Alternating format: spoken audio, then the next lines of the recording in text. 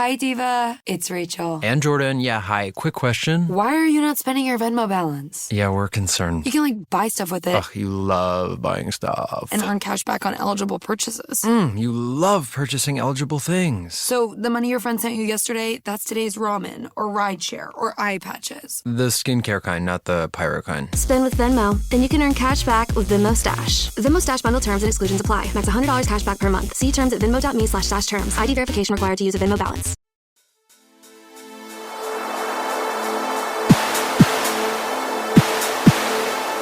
The History of the World podcast, written and presented by Chris Hasler.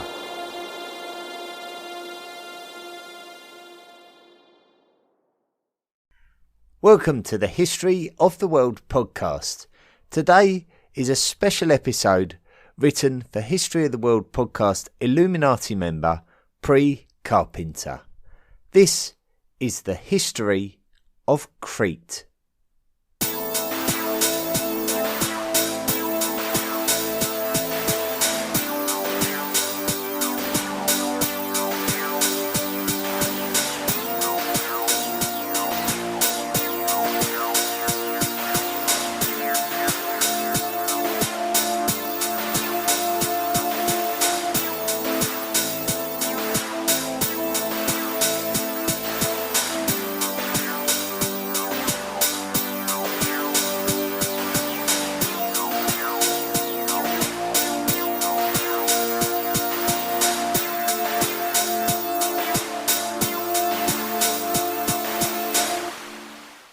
The formation of the Mediterranean Sea over millions of years has fascinated scientists who look for geological links to paint a picture of the sequence of events.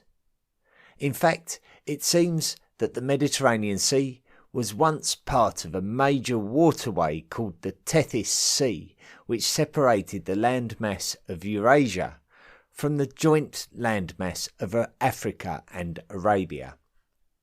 It would be the clash of these two land masses which would separate the Arabian Sea from the Mediterranean Sea. A temporary closure of the Strait of Gibraltar would cause the Mediterranean Sea to dry out before a hypothesized event called the Zanclean Flood saw the Strait of Gibraltar recreated by a breach of Atlantic water, causing a highly dramatic flooding of the land between Europe and Africa, which left promontories of land poking out of the water, such as the island of Crete.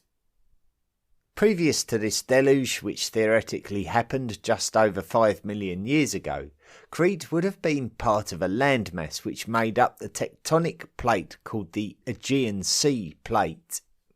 The Aegean Sea Plate contains many of the Cycladic islands, but also the Greek land called the Peloponnese. Much of these lands would have once been part of the Tethys Sea bed, but the movement of Africa towards Europe around 20 million years ago is likely to have pushed the seabed upwards and beyond the surface of the water, giving birth to the dry lands of the island of Crete. Crete is the fifth largest island in the Mediterranean Sea after Sicily, Sardinia, Cyprus and Corsica. It is the largest of the islands that belong to Greece, and with over 600,000 residents, very easily the most populated. It marks the southern border of the Aegean Sea, which separates mainland Greece from mainland Turkey. Travelling south beyond Crete from the Aegean Sea takes you into the open waters of the Mediterranean Sea. During the early 21st century, a Polish geologist called Gerard Gielinski studied some footprints which have been named the Trachulos footprints, discovered in western Crete, which appeared to have hominin characteristics and dated to around 5.7 million years ago. If these were definitively hominin, then this may suggest that human ancestors walked the lands of Crete long before humans evolved, around 3 million years later. This would have been before the hypothesized Zanclean flood, so it is plausible if we wanted to assume that these human ancestors probably couldn't swim. I hasten to add that all of these events are not fully accepted by the scientific community. Before the 21st century, there was no knowledge of human occupation of Crete before the Neolithic Revolution around 10,000 years ago. A site near Plakias in the south of Crete, known to date back to the Mesolithic period, which is contemporary with the Neolithic Revolution, also revealed the presence of Acheulean hand axes that date to before 100,000 years ago.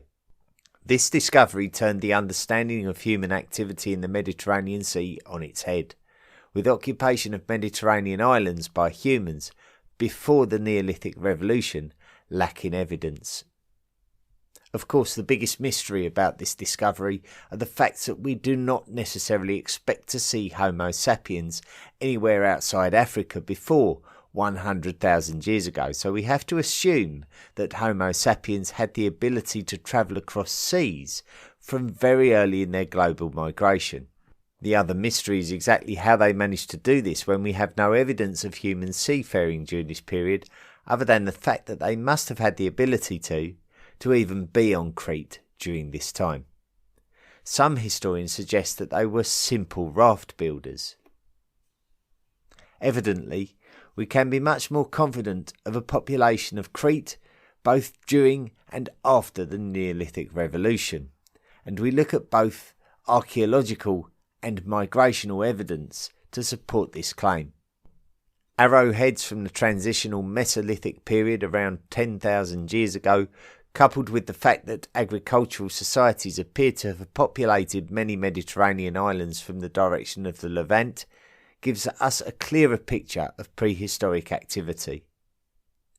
These first agricultural societies would have proliferated on Crete, rapidly working through the limited plant and animal resources, diminishing the landscape and exterminating many of Crete's unique animal species through deforestation and hunting.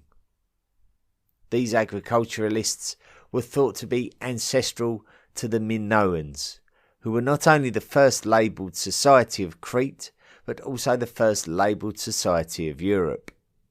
The most famous of all of the Minoan population centres is at the palace site of Knossos in the north of the island. Excavations at Knossos reveal evidence of a much earlier settlement than the one recognised by visitors today. The palace complex is attributed to the period of occupation after 2000 BCE, but settlement of the area could date over 5,000 years earlier.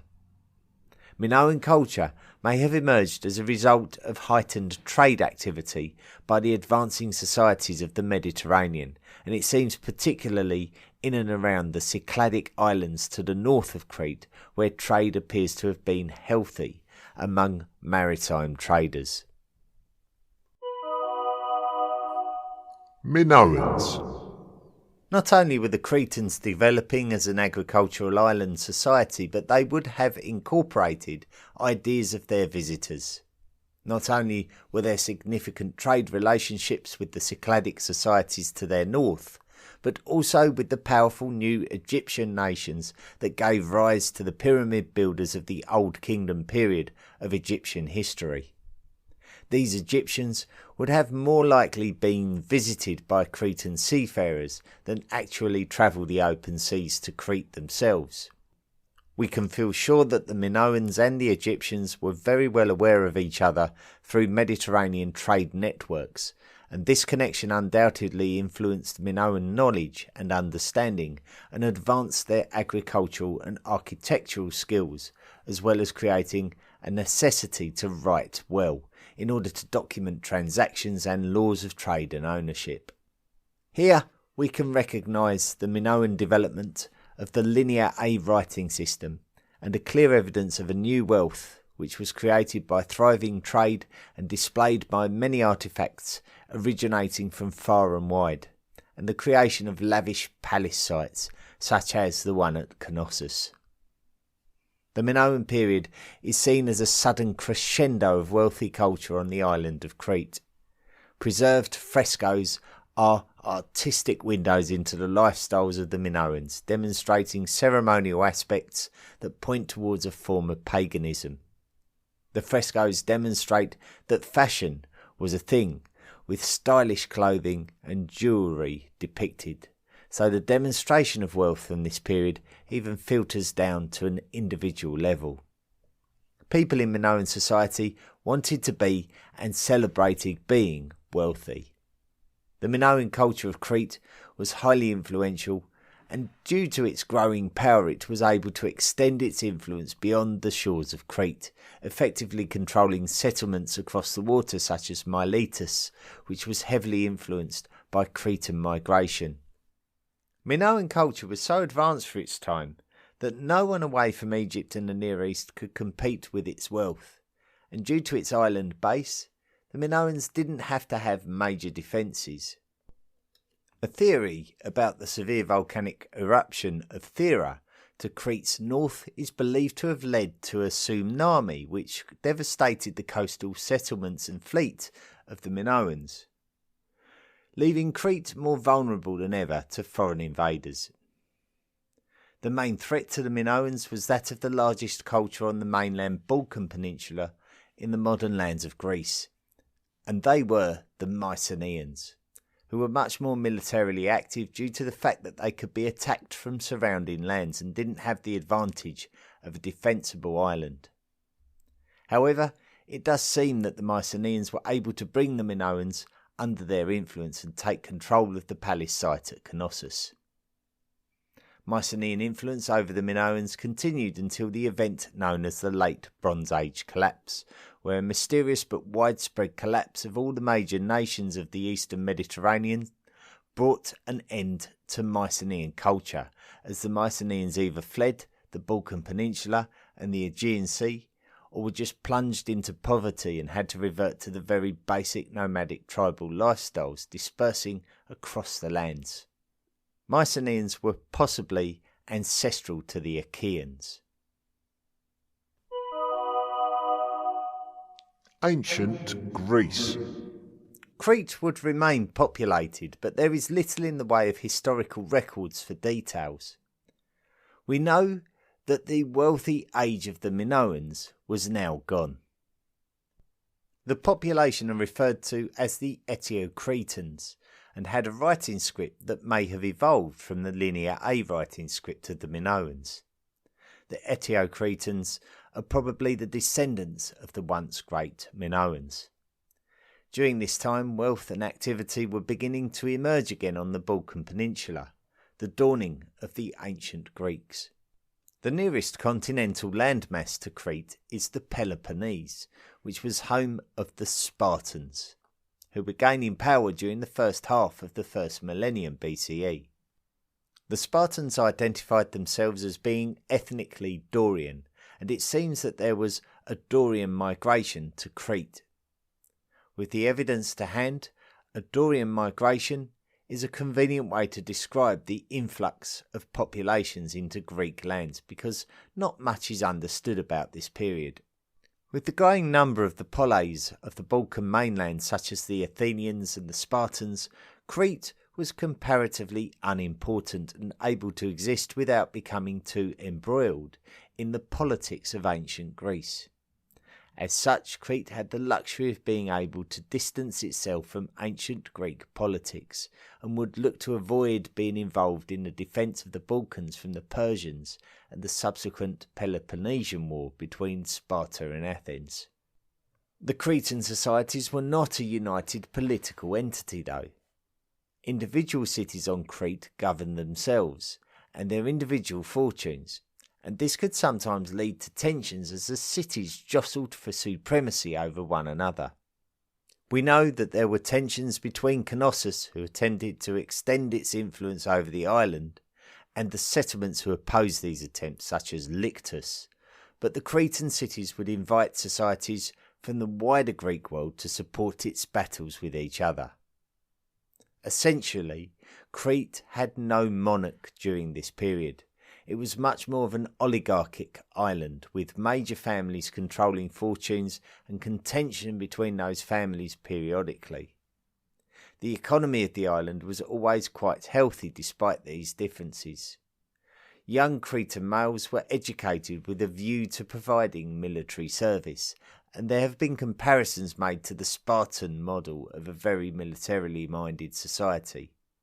We have to remember that Sparta was the nearest major Greek city-state to the island of Crete during the ancient Greek period, so it might come as no surprise that Spartan ideas were filtering into Cretan ways of life.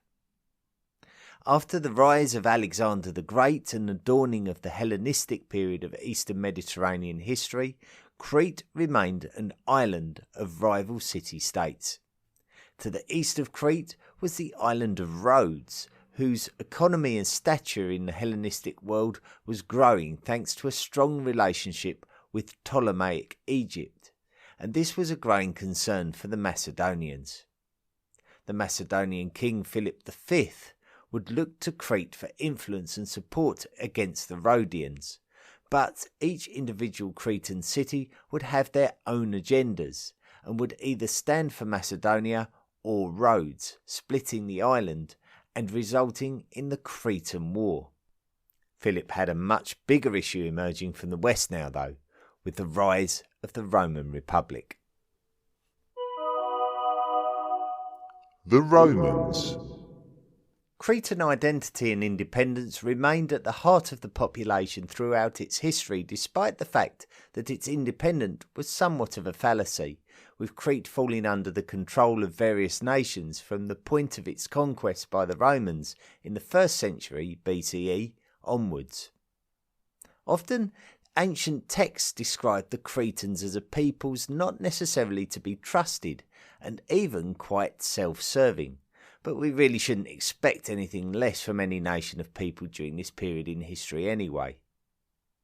The one thing that conquest did for the Cretans was to centralise their authority, despite the authority being foreign. This meant that the economy of the island would be preserved, rather than wasted on warfare between the rival cities on the island, as had been the case during the ancient Greek period. Crete had a thriving fishing economy and was of huge strategical importance at the heart of the Eastern Mediterranean Sea. After the Romans conquered the Macedonians during the 2nd century BCE, a doorway to the riches of the East was opened up, but these riches were not easy to come by, with considerable levels of piracy that would disrupt transport of supplies such as grain to the Roman Republic. The Cretans had little interest in supporting the Romans and preferred to deal with the pirates and even negotiating with the Roman enemy, Mithridates VI of Pontus. The Romans felt that the conquest of Crete was a necessity by this point, and so they directed some energy towards the project. The Cretans proudly defeated the Roman naval commander Mark Antony, father of the tragic Mark Antony who married Queen Cleopatra of Ptolemaic Egypt. After the Roman defeat, a treaty was agreed, but it would be short-lived.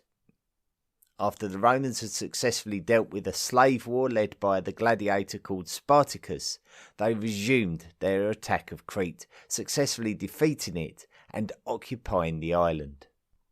A capital city was established at Gortyn in the south of the island, and this would be the centre of the province of Crete and Cyrenaica, which were the North African coastal lands of those roughly equivalent to the modern country of Libya. Private land ownership was encouraged by the Romans, and this would bring a period of peace and stability to the island, where the primary function reverted somewhat to trade networking. The political connection with North Africa meant that the trans-Mediterranean maritime trade routes would have been governed from Gortyn, and that supplies would have been transported to Europe with efficiency and limited bureaucracy. Crete's thriving agricultural and fishing industries would aid the Romans and highlight the importance of Crete's role in the Mediterranean economical network. Due to the amount of generations that came and went during the Roman period of rule, a type of Romano-Cretan culture would emerge rather organically as opposed to forcibly. Christian culture may have migrated to Crete through the existing Jewish culture there during the 1st century, but there is little evidence of the specific details of how influential Christianity was over the population during the earliest years of its arrival. The Cretan connection to Cyrenaica was severed by the Emperor Diocletian in the late 3rd century after he looked to split the central governance of the Roman Empire into 2 halves, and this would eventually connect Crete to the Eastern Roman Empire and lead to the period which historians refer to as Byzantine Crete, where the island was governed by the Byzantine Empire, a natural continuation of Roman rule. Christian culture among the 250,000 Cretans now dominated the island as the Roman Empire became a Christian empire. The Roman Empire had split into 2, and as we mentioned, Eastern Romans became the Byzantines, while the Western Romans disintegrated during the 5th century thanks to the incursions of Germanic tribes into their territories. One of those tribes were the Vandals, who migrated through Iberia before taking control of a territory in North Africa stretching from the modern-day countries of Morocco across to Tunisia. Successful Vandal invasions of the Mediterranean islands included the Balearics, Corsica, Sardinia and Sicily. The Vandals did attempt to invade Crete also in the year 457, but they did not occupy it. Crete really became less significant in international politics during this period due to its relative safety as a part of the Byzantine Empire and its location meaning that it was not in a primary place for the aggressions of the Byzantines' most powerful enemies. So the island was able to exist quite peacefully and fruitfully until the rise of the Arabs in the 7th century threatened the peacefulness of the Aegean once again. The Cretans generally attempted to resist the iconoclastic form of Christianity promoted by monarchs of the Byzantine Isaurian dynasty during the 8th century, but were punished for their stance and forced to adhere to iconoclastic practices. Iconoclasm threatened to fracture Catholic Christianity in Europe as the cities of Rome and Constantinople battled to be regarded as the primary city of global Christianity, with the Isaurians in Constantinople attempting to class icon worship as improper, with icons representing any kind of effigy or image of a high-standing individual within Christianity. Throughout this period, the Arabs, whose religion was Islam, conducted raids on the island until the 9th century when they actually conquered it. It is important to note that the conquest was not made from the Muslims of the Middle East, but rather those who had been exiled from Al-Andalus, the Muslim state on the Iberian Peninsula. Islam had spread so far and wide by the 9th century that different Muslim nation states and dynasties were now controlling different territories and often in opposition to each other. It may have been that the Al-Andalus Muslims who landed on Crete initially attempted to settle in Alexandria before being expelled by the pro-Abbasid Muslims who controlled the city at the time. Whether or not the Al-Andalus exiles intended to conquer Crete is debatable, with some suggesting that it was only originally intended to be a standard Cretan raid. By the time the Byzantines accepted that they would need to act to deal with the Muslim invasion, the island had already been taken. Upon securing Crete, the new emirate would be quick to recognise the suzerainty of the Abbasids in order to cement their position. Crete acted as a natural buffer to the entrance into the Aegean Sea and the route to Constantinople itself. Before the Arab conquest, many raids were conducted on Crete. Now they were conducted from Crete, and so the island became a hub of piracy. the Byzantines were somewhat powerless to prioritise the issue of Crete due to the pressures that they faced from the Bulgars and the Kievan Rus taking priority.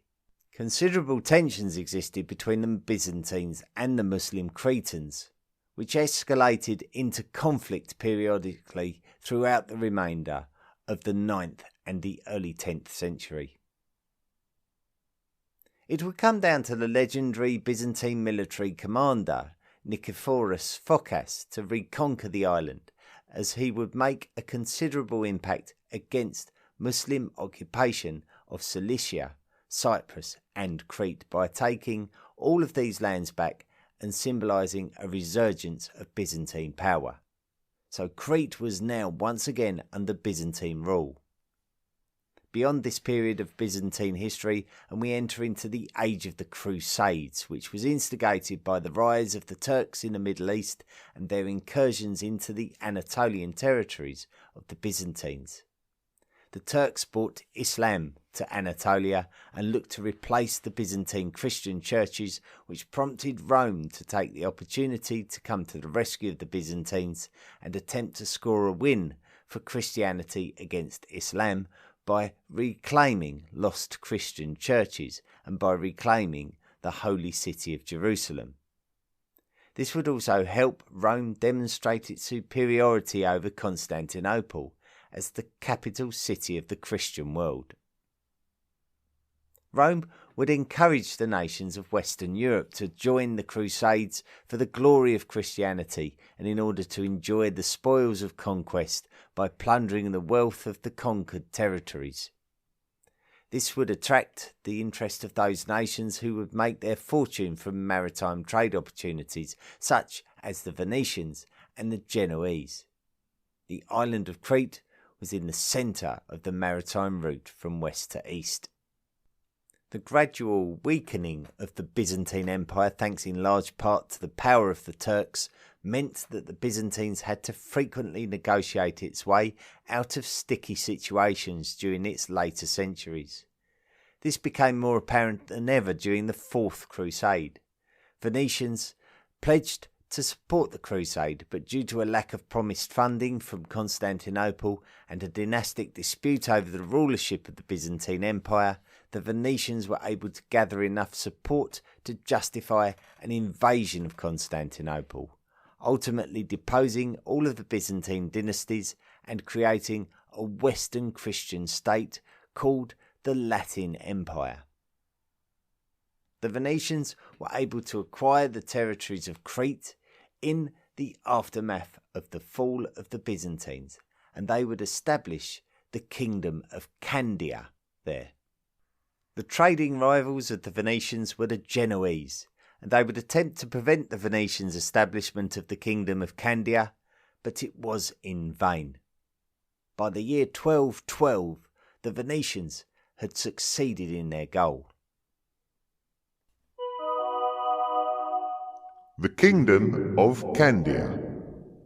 It is important to note that the Byzantines were not extinguished by the events of the Fourth Crusade, but were actually just exiled from the city of Constantinople, with the population of Crete being established as from the Orthodox Greek-speaking Christian churches of the Eastern Mediterranean. There would be tensions between the population and their Roman Catholic rulers from Venice. The earliest decades of the Kingdom of Candia saw a number of revolts. Even when the Byzantines managed to regain Constantinople later in the 13th century, there was still not enough wealth available to the Cretans to be able to overthrow Venetian rule. Despite there being constant tensions between Greek Orthodox and Roman Catholic Venetians within the Kingdom of Candia, as generations passed, the island's population would evolve to become a hybrid of the two cultures, and their common Christian identities would be brought closer together by the rise of the Ottomans in Anatolia. When the Ottomans suffocated and eventually eliminated the Byzantine Empire, what little financial support given to the Greek Orthodox resistance to the Venetians in Crete was now completely gone, and in the face of Ottoman expansion, the Greek Orthodox Cretans had to learn to embrace their Venetian rulers. After the acceptance of the situation brought the amount of rebellions among the population down, the focus had to be on the re-strengthening of the Kingdom of Candia. The island had an ability to produce wine of a very high quality, and it was highly sought after by the nobilities of the nations of Europe, creating a thriving industry. But it was often Venice who would be the primary beneficiaries of this opportunity.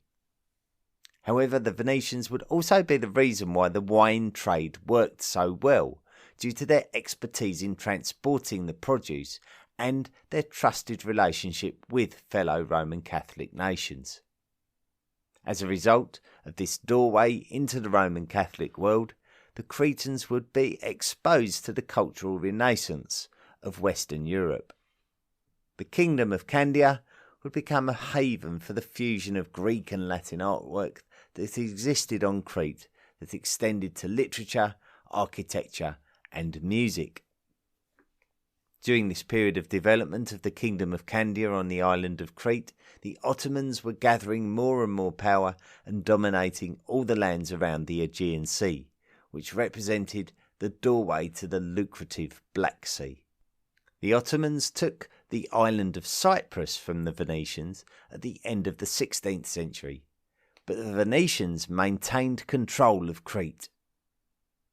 The Ottomans would not turn their attention towards Crete until the middle of the 17th century, possibly knowing that they would experience fierce resistance from the Christian states of Western Europe. The general weakening of the Venetian nation due to the diminishing significance of Mediterranean trade in the light of new global trade routes being created meant that the Ottomans started seeing Crete as a genuine target for expansion, and so they invaded. The Ottomans may not have expected such resistance, and the Venetian naval capabilities hugely hindered Ottoman ambitions in a war where supply by naval means was absolutely key to the outcome. So the Ottomans could not finish the job, but were still committed to the plan. This resulted in a protracted war over the island that would last for almost 25 years. But the financial implications eventually exposed the Venetians, who could not sustain the defence of the island, and the Ottomans prevailed, thus ending the Kingdom of Candia and bringing Crete under Ottoman rule alongside the rest of the already conquered Greek-speaking lands of the Aegean. The Ottomans. Ottoman rule over Crete was tense. The Ottomans would impose taxes over the Cretans, and the Christian population tried to oppose their new rulers. The Christian forces of the Holy League, in this particular case set up to prevent Ottoman expansion, would attempt to support the Cretan population and Venetian attempts to reclaim the island, but it was ultimately in vain. Generally, the Ottomans would create a janissary class from the conquered enemies, in which young males were captured, converted to Islam, and intensely trained to become part of an elite military class whose purpose would be to protect the interests of the Sultan and the Empire. Those who successfully made it into the janissary ranks would be granted a comfortable life from a financial perspective. So much so that some poorer families would actually attempt to infiltrate the system, believing that they would have a more comfortable life as a janissary than in poverty. The population was subject to Islamisation, and forced conversions took place so that significant levels of the population were Muslims quite quickly, and this meant that a special relationship developed between the Cretans and the Cretan janissaries, where the Cretans saw the janissaries as their protectors, and the janissaries felt valued by their effective subjects. The Cretan janissaries saw themselves as a valuable part of the protection of the Ottoman Empire, would actually start making demands of their ruling class, even threatening revolt if their demands were not met. The Ottomans realised that public conversion to Islam strengthened their grip on new territories, but there was never much value in expending the energy to completely eliminate the local religion, so the Greek Orthodox Christian Church continued to exist alongside the Muslim converts. The relationship was not harmonious though, and Christians could be subject to harsh repercussions if they dared to antagonise the Muslim Janissaries with their religious practices. Generally, the Janissaries were encouraged by the Sultan not to act with aggression towards Christians. The Venetians were no longer able to monopolise the grain production of the island, with there now being more surplus grain for the Cretan population. Wine production declined in favour of olive farming, but Venetian traders were still close to the Cretans despite their loss of control of the island, so trade with Western European nations was still significant. The population of Crete had declined significantly due to the side effects of the protracted war on the island between the Venetians and the Ottomans during the 17th century, so the remaining population were generally able to acquire land with more ease, so the way of life for the average person likely improved. It is likely that a large proportion of the population resented Ottoman rule in general and likely believed that they would do just fine operating in independence, and there was definitely a revolutionary feeling in the Balkans among the Greek populations which would have felt interesting to the Greek-cultured Cretans. The Greeks on the mainland revolted significantly against Ottoman rule in 1821, and the Cretans were swept up in the fever of the event. 19th century Christian superpowers such as France, Great Britain and Russia actively encouraged the anti-Ottoman movement, creating a belief among the Greeks that they could remove the shackles of Ottoman rule. Balkan Greeks actively encouraged Cretan Greeks to revolt. The Cretans watched their Balkan neighbours succeed in overthrowing Ottoman rule, and with the support of the Christian nations of Europe, a Greek kingdom was established. The Cretans remained under Ottoman rule, but there was a real sense of an ability to follow their Greek cousins and claim independence for Crete, and this sentiment dominated the island throughout the 19th century with regular revolts against Ottoman rule. By now, the Christian superpowers were now highly influential over the politics of the area, and they had declared that the Egyptians should oversee Cretan politics to prevent tensions and encourage a peaceful period following the Greek uprisings, but this solution proved to be short-term, with control being allowed back to the Ottomans in what was proving to be a political game of chess in the eastern Mediterranean, with many nations having an interest in the region. The Cretans wouldn't care too much for the international chessboard though, and would have had their own agenda which would result in greater revolts against Ottoman rule, each of which was put down by the Ottomans. The ultimate result of these revolts was at the end of the 19th century, when it was clear that the Cretans would not tolerate Ottoman rule, despite the international feeling that peace on Crete was hoped for, but was now unrealistic, especially with Greece actively supporting the Cretans. Eventually, the Cretans finally had their autonomy recognised, and even though it was still politically affiliated with the Ottomans, it was now a self-governing state. The reality was that Crete was still continuing to be manipulated by foreign powers, and it was being steered from Ottoman Turkish influence into national Greek influence. Austria-Hungary, France, Germany, Italy, Russia and the United Kingdom sent a naval task force called the International Squadron to oversee Ottoman withdrawal from the island. The first High Commissioner was Prince George of Greece and Denmark, son of King George I of Greece. It would not take long for politicians in Crete to actively seek a union with the Kingdom of Greece, and so it was internationally recognised that this had happened by the year 1913. Greek Crete. The First World War had politically crippled the Ottoman Empire, and it would be replaced by a republican movement who established a Republic of Turkey in the Anatolian remnants of the empire. A man who had been highly influential in Greek politics during this period was Eleftherios Venizelos, and he had played an important role in the independence of Crete and its subsequent union with Greece.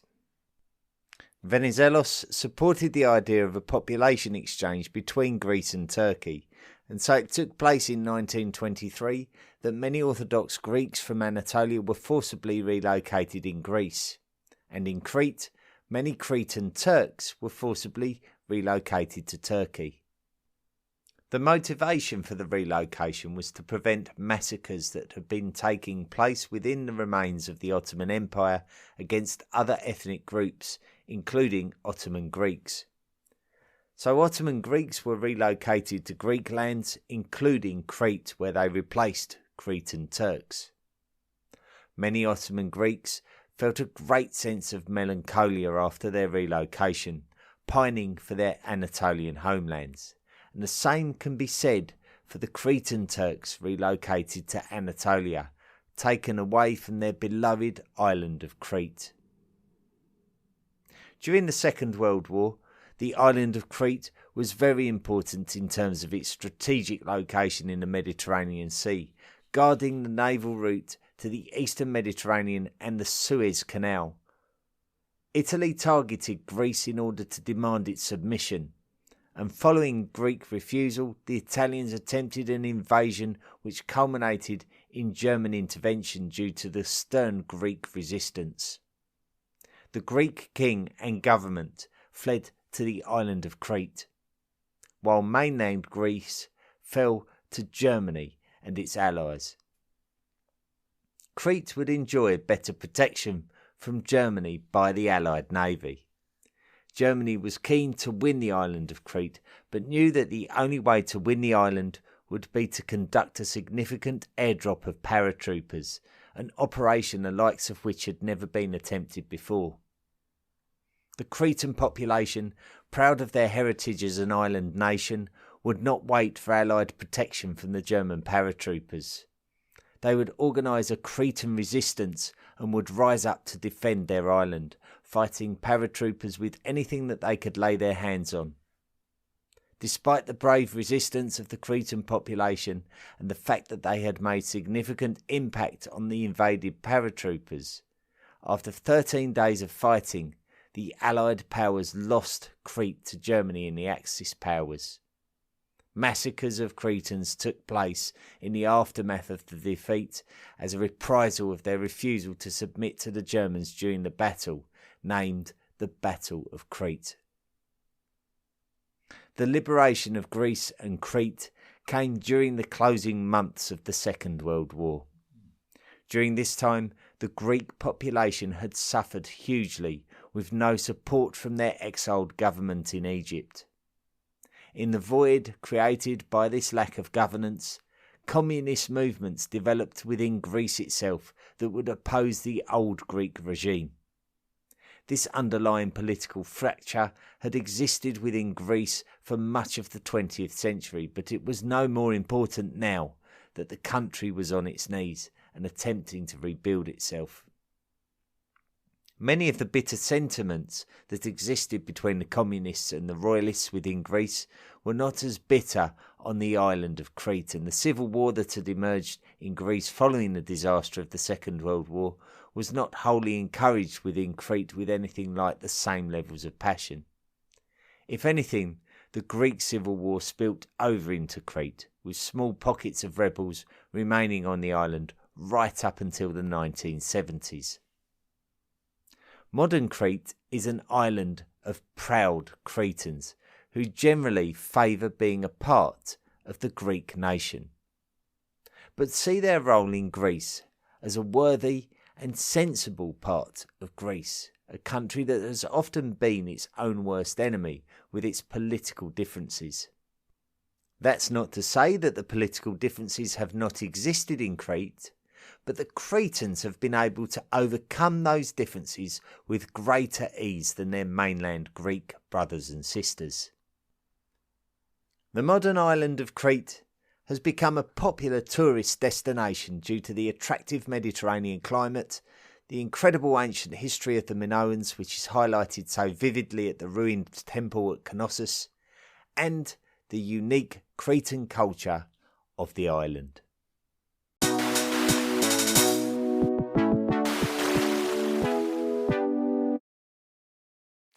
One crunchy bite of a Hershey's cookies and cream bar, and I'm taken right back to college move-in day. I was a little overwhelmed by the newness of it all. Boxes were everywhere, I needed a break from unpacking. But just as I was able to take a breath and open my Hershey's cookies and cream bar, my new roommate Rachel walked in. I offered her a piece, but she said no. Then after a beat, she said, "Actually, those are my favorite ones." We laughed. The ice was broken, and we've been friends ever since. Hershey's. It's your happy place. Thank you very much for listening to this week's episode of the History of the World podcast about the Cretans and the history of the island of Crete. Well, what a long episode that was, but it was essential because of such of the richness of history on that island and over so many periods of time. So we really had to work hard to squeeze it all into one episode, but we did it. And thank you very much for listening. Now let's move on to other stuff. The Ancient World Cup. So we're back in full swing with the Ancient World Cup, and as most of you will be aware now, it's a tournament where we've taken 64 teams from the ancient world and the classical world. We've jumbled them all up into groups and we've narrowed it down to the last 32. We're now in the stages of turning that 32 into 16 by way of a knockout round where each of the 32 teams will be drawn against each other in one-on-one competition. 8 of the matches have been decided, and this last week was the 9th match between the Romans and the Cushites to find out who would go through to the next round of the competition. Now, voting took place all week on the History of the World podcast Facebook page, the Study of Antiquity in the Middle Ages Facebook page, the History of the World podcast unofficial fan group, and the Tapper Talk discussion forum, and on the Twitter feed for the History of the World podcast. All the votes were rounded up. There were 54 votes in total. And I am pleased to announce that going through to the next round with 83% of the votes this week are the Romans. So it was a resounding victory for the Romans against the Cushites. We say goodbye to the Cushites, and the Romans will progress to the next round, where they will face one of the teams who will be playing each other this coming week. So you'll get your voting opportunities again this week. For the 10th match, who will play against the Romans in the next round? It will be one of these two teams, either the Minoans or the Huns. Quite interesting, really, the fact that the Minoans were playing each other, or the Minoans were playing on this week, where we were talking about the history of Crete. So just by pure coincidence has come up. So we know a bit about the Romans because we've already spoken about them, that Cretan society, who are also known as the first true society of Europe. And they'll be playing against the mighty Huns, they invaded Europe substantially a long time after the Minoans were even in existence. So we've really got a difference of ages here. The Huns, of course, came from the steppe. They were steppe culture peoples who came in off the grasslands of Eurasia and invaded Europe, and really caused a big headache for both the Eastern and the Western Roman Empire. Such the likes that we haven't seen anyone do before. So a really fascinating contest between the Minoans and the Huns. Voting will begin for that one tomorrow. Listener messages and reviews. Now, of course, this week's episode was a special episode commissioned for Pre Carpenter, History of the World podcast Illuminati member. And Pre got the pleasure of requesting that episode thanks to being a contributor towards the podcast and accumulating the necessary amount to commission an episode of their choice. Last week we spoke about the Khoisan people, which also was a commissioned episode thanks to a History of the World podcast member, and it was Nick Kabilafkas, who wrote in and said, Dear Chris, thank you very much for your excellent, well-researched episode on the Khoi and San people, which I've just finished, covering the sweep of history from the beginning of modern humanity to the modern day. As I heard, their story has a lot in common with that of Australian Aborigines, including the tragic parts, but I'm very glad to hear that there are indigenous folk determined to blaze a new future for their people, even as it is based on the very ancient past. I'm in awe of your work ethic and ability to consistently produce such erudite material covering the whole sweep of history in an accessible and entertaining way. I hope that you are able to keep it up with all your other commitments and recommend your podcast to anyone who wishes to learn more of how we came to be. Cheers from Sydney, Australia. P.S. Can't wait for the next episode on Crete. One branch of my family hail from that island, and I grew up on tales of the resistance to the Germans in World War II. I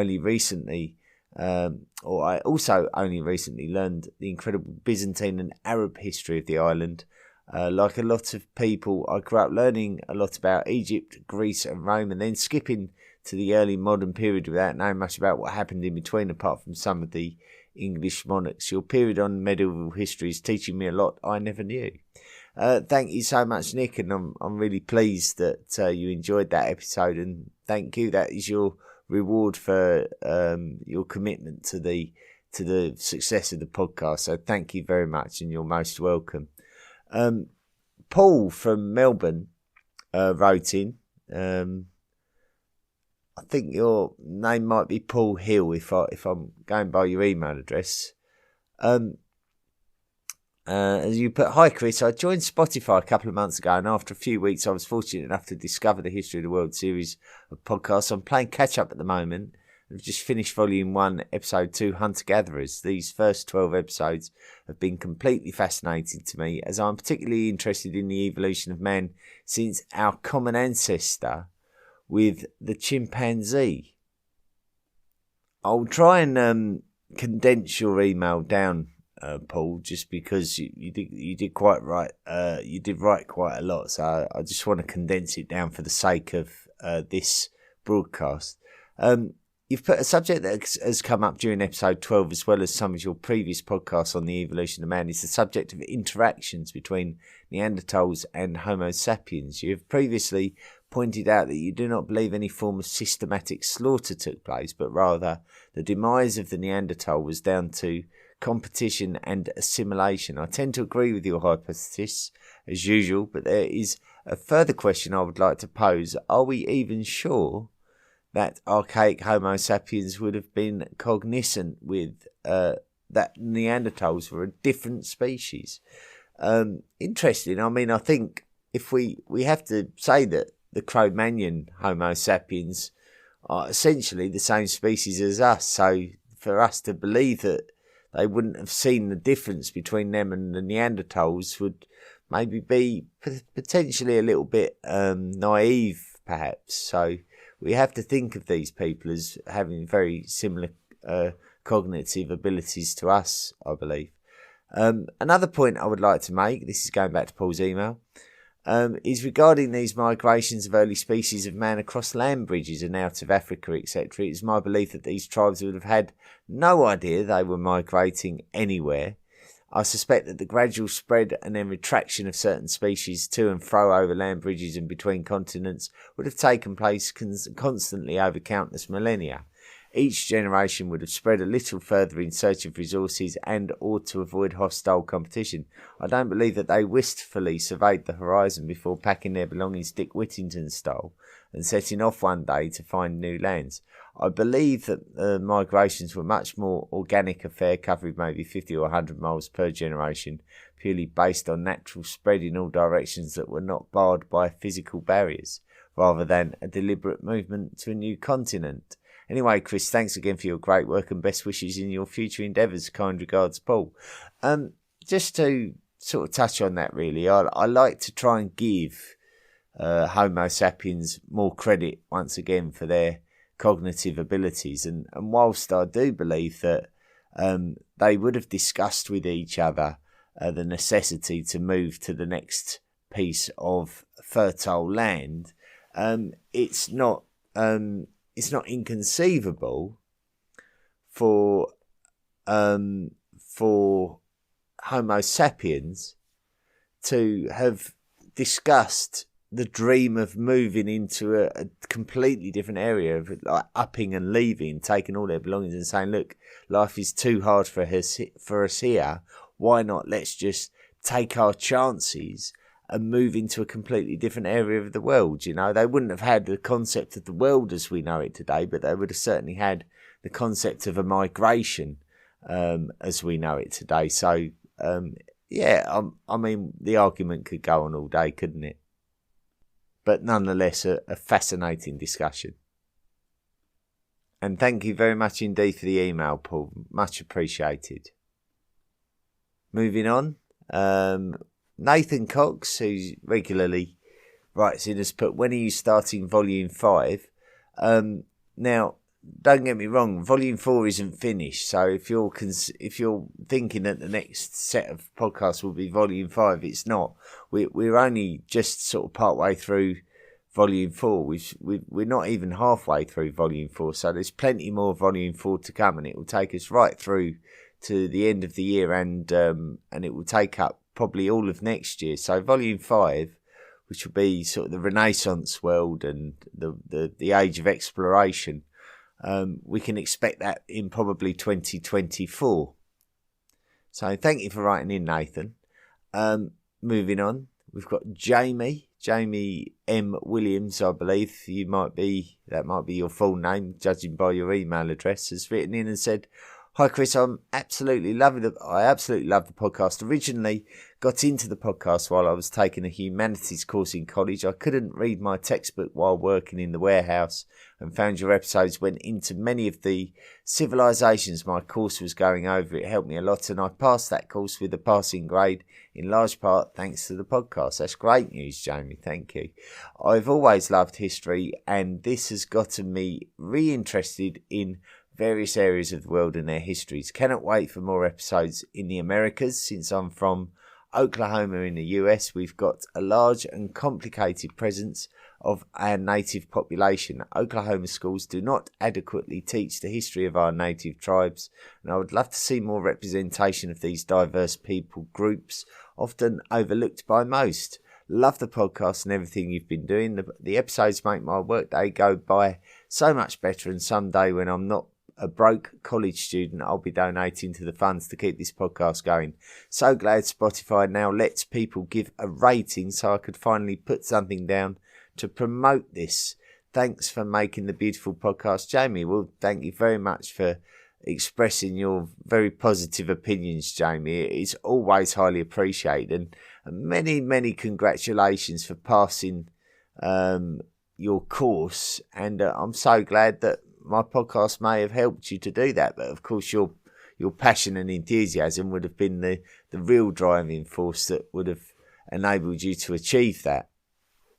I think also probably coincidentally, we've got another special episode coming up next week, and this time it will be for the History of the World podcast Illuminati member Ian Van Alphen, who has asked for a special episode about the colony of New Netherland. And if you don't know anything about that, generally speaking, that is the area of the United States of America that fundamentally contains the cities of New York and Philadelphia, all of that was initially colonised by the Dutch Republic back in the 17th century, before the English came along and pretty much took over that whole area. So we'll be talking about that period of history, the birth of the city of New York, essentially, and the colony surrounding it called New Netherlands. So we'll be touching on American history and briefly talking about some of the natives that the Dutch encountered when they first colonised that region. So a bit of American history there for you to look forward to. Bilgi Bassa has written in and put, "Hello Chris, amazing everything about it. It's long due for me to write to you and tell you how much I appreciate your work. Just sheer volume of the task itself you take on is unbelievable. You do a great job of it, 5-star all the way. I'm listening from Mongolia. I don't know if you want to add that to your listener country origins. I'd be very pleased to. Such a great rich history Mongolia has, and very influential on the world around it, especially Chinese history. One thing I'd like to mention, which is very important for historians like you, when you come to Mongolian history, specifically Chinggis Khan's history, please refer to him as Chinggis Khan and not Genghis Khan. We Mongolians would like to correct this common mistake in history. I've heard stories regarding why his name has misspelled in Western world and how badly demonised his conquest around Europe, but that I'll leave it to your expert, well-capable opinion so you can help spread real history to your listeners. I can't wait for you to come to Mongol conquests. Thank you, Bilgi Bassa. Well, firstly, I hope I've pronounced your name correctly. Secondly, I hope I've pronounced Chinggis. Well, it's Chinggis Khan, isn't it? Khan. The K is somewhat silent in that Turkic tongue, which the name that we anglicise as Khan comes from. That is a very common surname in certainly in some of those areas where Turkic language has migrated into. Chinggis. Well, it's sort of. It's almost like the same as Genghis, but actually just changing the G's from hard G's to soft G's. So you're actually saying Genghis. So it's like that. It must just be the way that the name has migrated. Something we see this. There's a lot of anglicised names. We only have to look at Julius Caesar to see that how anglicised that is. I mean, there's absolutely no way that Julius Caesar would have been referred to as Julius Caesar, and we've said it before in the podcast. It's highly likely that it was more like Julius Caesar, and so the change is very radical, and so it happens pretty much to everything that it gets anglicised, and it's quite a quiz for me whether it's prudent to stay with the anglicised version or whether it's better for me to attempt to, revise the natural pronunciation. I like to be respectful to the native tongue, so I'm more likely to call Genghis Khan Chinggis Khan, just more out of respect for that change. I certainly know that Marie Favreau in her book has made a concerted effort to refer to him as Chinggis in texts, and she's very much studied the Mongol hordes, in great detail, written a book about it. I had the pleasure of sitting in on a lecture of hers around about 2 months ago and learning a little bit more about Mongol migration. So looking forward to that set of episodes, and thank you very much for writing in, Bilgi. Now, if you want to commission your own special episode of the History of the World podcast, just simply sign up to become a member of the History of the World podcast Illuminati by going to the historyoftheworldpodcast.com website and clicking on the Patreon link and signing up to make a monthly contribution. And over time, you may accumulate the correct amount in order for me to send you an email just saying, thank you very much, you've now qualified to commission your own special episode. And one of the newest members of the History of the World podcast Illuminati is a gentleman called Paul Byrne. So we thank you, Paul, for your contribution. A very generous contribution as well, Paul. So thank you very much.